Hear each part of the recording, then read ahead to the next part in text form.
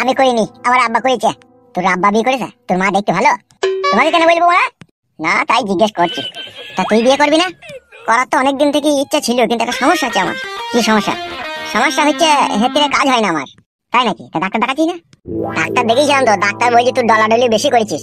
তা তো করাই বাকি দরকার ছিল তোর। কি আর করবো মা, রাত্রে ঘুমাবার সময় ভালো ভালো বৌদিদের পেছন দিকটা মনে পড়তো, দিয়ে ডলি দিতাম, দিয়ে আমার পিচিক করে বেরিয়ে পড়তো। থারো হয় হয় না তাহলে হয় যে আবার টুক করে নেমে যায়, মানে দাঁড়িয়ে থাকে না। ওই হেতে থারো করার ওষুধ আছে আমার কাছে, নিবি? কই দাও।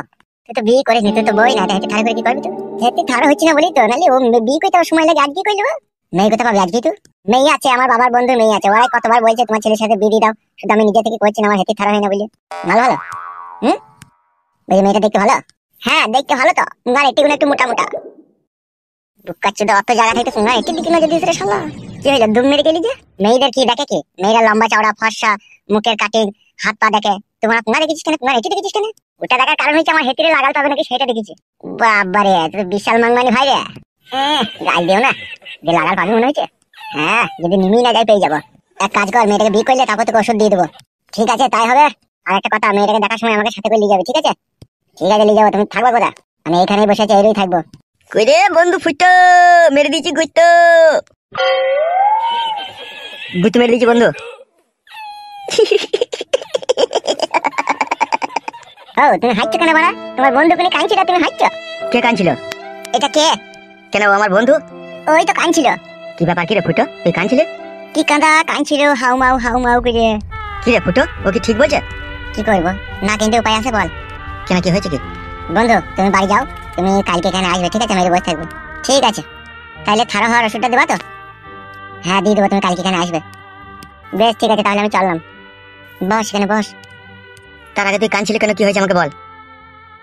কি আর বলবো, সব শেষ হয়ে গেল। কি করে, কি হয়েছে কি? তোর বৌদি এমএলএ সাহেবের বউ পালিয়ে গেল। এসব কি বলছিস তুই? কোথায় পালিয়ে গেল? তার নিজের স্বামী এমএলএ সাহেবের কাছে। সর্বনাশ।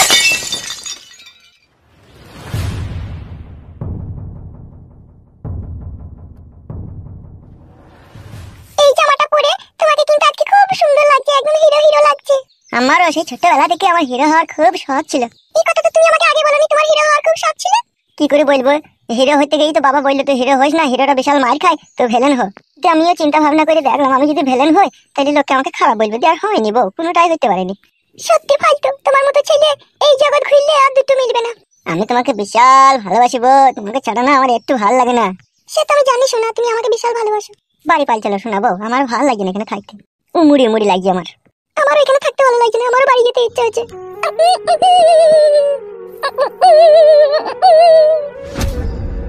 বৌদি তুমি? বৌদি তুমি আবার চলে এসেছো? কাকা বাবু কি রাগা রেগে গিয়েছে তোমার, মানে তুমি ওই ছেলের সাথে পালিয়ে গিয়েছো বলে। মেয়েটা কে? এই মেয়েটা লেগে বলছো? এটা আমার বউ। ও এটা তোমার বউ? হ্যাঁ বৌদি, তুমি তো এর ভাতার কেলি পালিয়ে গিয়েছিলে। লজ্জা করে আর কোনো লাভ নেই, যা হবার তো হয়েই গিয়েছে। এখন ভালোই ভালো এমএলএ সাহেব তোমাকে মেনে নিলে আমরা মুক্তি পাই। মানে তোমরা মুক্তি পাও মানে? মানে হচ্ছে বৌদি তুমি চলে যাওয়ার পর এমএলএ সাহেব আমাদেরকে এখানে রেখে দিয়েছে। কিসের জন্য রেখেছে এখানে? ওই এমএলএ সাহেবের খাবার দাবার তৈরি করে ভাত তরকারি রাঁধবে, সেই জন্য। কেন আমার মেয়ে রাঁধতে পারছে না? কাকা বাবু তার মেয়েকে রাঁধতে মানা করেছে। তাই নাকি?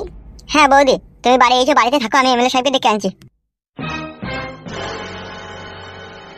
কি আর বলবো বোন, তোমাকে বলার কোনো ভাষা নেই। তোমার স্বামী আমাকে লোভ লালসার জালে ফাঁসিয়ে খুব দিয়েছে। কষ্টদায়ক, কিন্তু কষ্টদায়ক হলেও আমাকে খুলে বলতে হবে। তুমি নির্ভয়ে নিশ্চিন্তায় বলো কি হয়েছে। হয়েছে বলতে এই যে আমার মেয়েটাকে দেখছেন, টোটাল 8 মাস হয়েছে বিয়ে হওয়া। জমাইকে 1,20,000 টাকা ক্যাশ দিয়েছি, একটা অ্যাপাচি আটিয়ার গাড়ি দিয়েছি, 2 ভরি সোনা দিয়েছি, ঘরটাকেও সাজিয়ে দিয়েছি আমি। তারপরেও সারা খানকির ছেলে সুইরের বাচ্চা এত বড় বৈদ্য জমায় আমার মেয়েকে বলে কিনা খাটের উপরে জায়গা হবে না। এরকম সমস্যা তাহলে বলবেন তো, আমাদের খাত তো ফাঁকাই পড়ে থাকে। কি এসব বাজে বাজে কথা বলছেন আপনি? হামসাফার। জি ভাইজান, এনিথিং রং? হোয়াট ননসেন্স, কার সাথে কি বলতে সেটা জানিস না? I am sorry. Bikash Dutta বাবু, আপনার কাছে অনেক আশা ভরসা নিয়ে এসেছি, আপনার লোকের মুখ থেকে এরকম কথা শুনবো আমি ভাবতেই পারছি না। বকে দিয়েছি তো, বকে দিয়েছি কিনা? হ্যাঁ, তো ঘটনার মূল বিষয় যেটা ছিল, তোমার মেয়েকে তোমার জামাই তার খাটের উপরে শুতে নিচ্ছে না, কি তাই তো? হ্যাঁ, ঘটনাটা হচ্ছে সেটাই। তার সাথে শাশুড়ি আর ননদ খুব জ্বালাতন করছে আমার মেয়েকে। আমি ছেলেটার গ্রামে গিয়ে ওখানকার পার্টির লোকজনকে বলি এই বিষয়টা, ঠিক আছে? তা ওদের ওখানে একটু প্যাকিং জোর বেশি, ওই জন্য আমার কথা কেউ গ্রাহ্য করছে না। তো আমি চিন্তা ভাবনা করে দেখলাম আপনাকে এই বিষয়টা বলা খুবই প্রয়োজন, তাই বলতে এলাম। এই যে মেয়ে, তুমি আমার কাছে আসো তো একবার। শ্বশুর বাড়িতে তো তুমি থাকো, তুমি একটু পরিষ্কার করে খুলে বলো তো, তোমার বাবার কথাটা কিছুটা ঘোলা ঘোলা ভাব লাগলো আমার। না না, আমি ঘোলা বলিনি, আমি ঠিকই বলেছি। ঠিক আছে, তুমি চুপ করো। হ্যাঁ বলো তো, ঘটনাটা কি ঘটেছে? কি আর বলবো এমএলএ সাহেব, স্বামীর ঘরে সুখে সংসার করতে গিয়ে একদিকে কান্না করতে হয় আর একদিকে ভাত খেতে হয় আমাকে। তাই নাকি? শুধু কি তাই, রাত 12টা একটা সময় মদ গেঁজা খেয়েছে আমার স্বামী, আমাকে যা ইচ্ছা তাই করে মারবে। যখন মদ খেয়ে মারতে থাকে তখন পরনের শাড়িটাও খুলে নেয়, এমন 12 স্বামী আমার। কি রে ল্যাংচা, কালকে একটা ফেসবুকে কি একটা যেন ঘটনা দেখাচ্ছিলে আমাকে? হ্যাঁ বড় ভাই, ওই স্ত্রী স্বামীর পুরো সঙ্গ কেটে নিয়েছিল। কি বললো, তুমি শুনতে পেলে? শুনতে পেয়েছি এমএলএ সাহেব, কিন্তু সেটা আমি পারবো না। বড় ভাই, এ স্বামী ভক্ত মেয়ে, এ পারবে না গো, এ অন্য মেয়ে হলে পাইতো পুরুষঙ্গ কেটে নিতে। তাহলে তুমি বলতে চাইছো তুমি পারবে না, তাই তো? এমএলএ সাহেব, এইরকম শিক্ষা দিয়ে আমরা মেয়েকে মানুষ করিনি যে স্বামীর বাড়িতে গিয়ে আমার মেয়ে একটা অন্যায় কাজ করবে। শোনো হিমাচল বাবু, বর্তমান যা যুগ পড়েছে, যদি কোনো মেয়ে তার স্বামীর ঘরে যেই শক্তপোক্ত হয়ে যদি না থাকে, তো তার সংসার করাই সেখানে কঠিন ব্যাপার হয়ে পড়বে। তাহলে আপনি যেটা এখন বলতে চাইছেন, জামাইয়ের পুরুষঙ্গ কেটে নেবে নাকি? পুরুষঙ্গ কেটে নেওয়াটা হচ্ছে লাস্ট ফিনিশিং, যখন আর তোমার মেয়ে তার সংসার করবে না তখন সে কেটে চলে আসবে। উজা খানকির ছেলে জমাই, ওর পুরুষঙ্গ কেটে নেওয়াই দরকার। এই মেয়ে শোনো, জি বলুন এমএলএ সাহেব। তোমার যে স্বামী, সে তোমাকে কি কারণে দেখতে পাচ্ছে না, কেন দেখতে পাচ্ছে না, যদি একটু ডিটেলসে বলতে। মেন ঘটনাটা হচ্ছে এমএলএ সাহেব, আমার যে স্বামী আমার ননদের বান্ধবীর সাথে তার একটা ঘনিষ্ঠ ভালোবাসার সম্পর্ক আছে, তার সাথে সে সব রকম নোংরা কাজ করে, আর সে তাকেই চাই, সেই জন্য আমাকে সে দেখতে পারে না। শরীরের ভিতরে তাহলে ভূত ভরা। এ ফেদা সহ্য করবো কি করে রে? হ্যাঁ, যেখানে সুই চলে না সেখানে ফাল চালিয়ে দিচ্ছি রে। তাই এই ঘটনাটা তোমার শ্বশুর বাড়ির লোকজন কেউ জানে না? সবাই জানে, সবাই মেনে নিয়েছে, আমাকেও মানতে হবে। কিন্তু এমএলএ সাহেব, আমার মেয়ের পক্ষে সেটা তো সম্ভব নয়। হ্যাঁ বলেন। টাকা পয়সা সোনা দানা বরযাত্রী এত কিছু তোমার বাবা খাইও তোমাকে খাটের উপরে শুতে লিছে না, আবার অন্য মেয়ের সাথে রিলেশন। এসব পুরুষঙ্গ কেটে নেওয়াই দরকার রে। ঠিকই বলেছো বড় ভাই, এ বাঁশও থাকবে না, বাঁশুরিও বাজবে না, ভালোই হবে। ও এমএলএ কাকা, কি হলো বে? শালা হারামি মানুষের পিলি চুমকি দেয় এমন ভাবে চিল্লায়। এত দড়ি হেপে এলি, কি হয়েছে কি? না কাকা, তোমরা কথাটা বলিলাম, মিটিং কইলাম, দি লাস্টে বলবো। শালা হারামি কে না উট পাটাঙ্গা মার দেবো। কি হয়েছে কি বে, খুলে বলবে? তোমার বউ বাড়ি এইছে দেখো গা। কে বললো কে তোকে আমার বউ বাড়ি আইছে? আমি কানা নাকি? আমি চোখে দেখতে পাই না নাকি? আমি নিজে চোখে দেখলাম। এসব কি বলছি রে?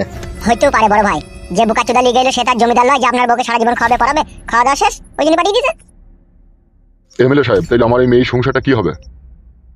তোমার মেয়েকে তোমার জামাইয়ের পুরুষঙ্গ কেটে নিতে বলো গা, তাহলে সব সমস্যার সমাধান হয়ে যাবে। শোনো, যেটা বলে না পারবা সেটা করলে মারতে হবে। কি বললাম বুঝতে পেরেছো? জি এমএলএ সাহেব, বুঝতে পেরেছি। ঠিক আছে, এখন যাও।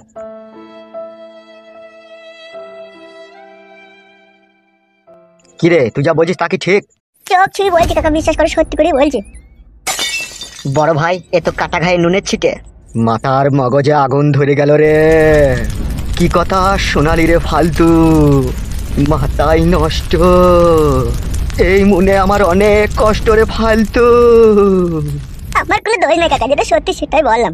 দেখুন সে রড ভাতারি মাগি কোথারে? বাড়িতে আমার বউয়ের সাথে গল্প করছে। তাই নাকি? জি কাকা। বে বুকাচ্চোদা, তাকে কথা বলতে পারছি না। তোমার বউ বাড়িতে আছে, তুমি যাবাতে চলো আমার সাথে। কইছো দেখছি।